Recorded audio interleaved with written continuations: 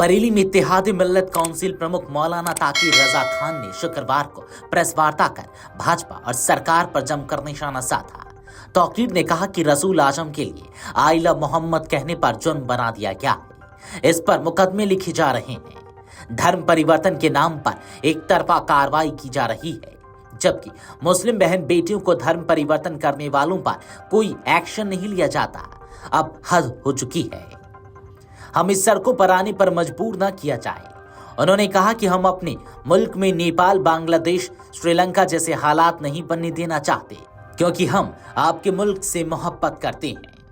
इन तीनों मुल्कों में जितने मुसलमान की आबादी है, उससे कहीं ज्यादा मुसलमान हिंदुस्तान में रहता है।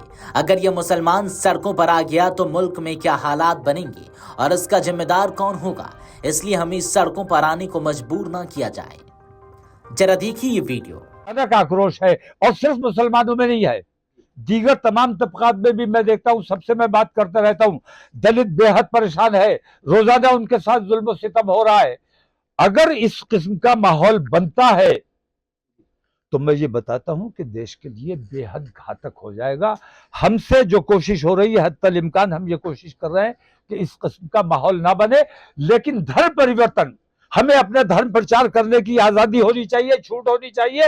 और जो लोग धर्म परिवर्तन करा रहे हैं, जिस तरह मुसलमानों पर पाबंदी लगाई जाती है, मुकदमे किए जाते हैं, इस तरह उन पर मुकदमे अगर नहीं किए जाएंगे जो मुसलमानों की बहन बेटियों के साथ इस किस्म का काम करते हैं, तो हालात हमारे भी हाथ से जाने का अंदेशा है। धर्म परिवर्तन, हर मुसलमान जो बालिग हो गया वो एक बार हिंदू से ऊपर उठकर, मुसलमान से ऊपर उठकर असल में मवाजना करे, गौर करे कि सही क्या है, सही क्या है और गलत क्या है, किस राह पे चल के हम मोक्ष प्राप्त कर सकते हैं, जो कौन सी हिदायत की राह है। तो अगर ये हिंदू मुसलमान में उलझे रहोगे तो तुम तो अपने देश का नुकसान कर रहे हो, हमारा नुकसान नहीं हो रहा है। हमारी दुश्मनी में, हमारी नफरत में हिंदुस्तान का मुसलमान अपने देश का जितना नुकसान कर चुका है, ये हमारे दुश्मनों ने इतना नुकसान हमारे देश का कभी नहीं किया।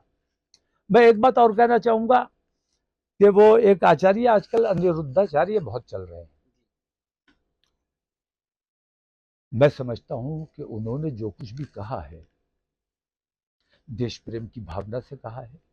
बेहयाई और बेशर्मी, बेगैरती, इसे रोकने के लिए कहा है, क्योंकि हिंदुस्तान की सभ्यता क्या है? हिंदुस्तान की सभ्यता ये तो नहीं हो सकती कि लड़की लड़की के साथ शादी कर ले, बिना शादी के किसी के साथ रहे। हिंदुस्तान के संस्कारों की हिफाजत करना आचार्यों की जिम्मेदारी है और उन पर छीटाकशी की जाती है, उनको ट्रोल किया जाता है। यह बहुत भयानक बात है। मैं अनिरुद्धाचार्य ने जो कुछ भी कहा, बेहयाई किसी भी सूरत में रोकी जानी चाहिए, बेशर्मी, बेगैरती। और हमारा मसला यह है कि आज हम हुकूमत से ये पूछना चाहते हैं कि हिंदुस्तान का मुसलमान क्या करे। इन तमाम तकलीफों के बावजूद आज तक हमने कुछ नहीं किया है। हमें भारतीय जनता पार्टी सता रही है, आरएसएस सता रही है, जुल्म कर रही है। हमें कांग्रेस से कोई उम्मीद नहीं है, वो भी हमारा इस्तेमाल करते हैं, ये गाली देकर हमारा इस्तेमाल करते हैं, वोट लेने का काम करते हैं। इसके आगे मौलाना ने कहा कि हिंदूवादी संगठन और कथित हिंदूवादी नेता मुस्लिम बहन बेटियों पर लंबे वक्त से टिप्पणी करते रहे हैं। मुसलमान सड़क से लेकर संसद तक सुरक्षित नहीं है। संसद के अंदर मुसलमानों को खुलेआम गालियां दी जाती है। यही समझ नहीं आता कि यह लोग क्या चाहते हैं। रसूल आजम की शान में गुस्ताखियां की जा रही हैं। दुनिया का मुसलमान सब कुछ सहन कर सकता है, मगर रसूल आजम की शान में गुस्ताखी बर्दाश्त नहीं कर सकता। आचार्य राम भद्राचार्य पर पूछे गए एक सवाल के जवाब में कहा कि इस्लाम सबसे ज्यादा औरतों को इज्जत देता है। इस्लाम मजहब पर औरतों को लेकर टिप्पणी करने वाले अपने धर्म में लिखी बातों को देखें। हमें इस बात से मतलब नहीं कि किस धर्म में क्या लिखा है, ठीक है। Video desk अमरुजाला.com।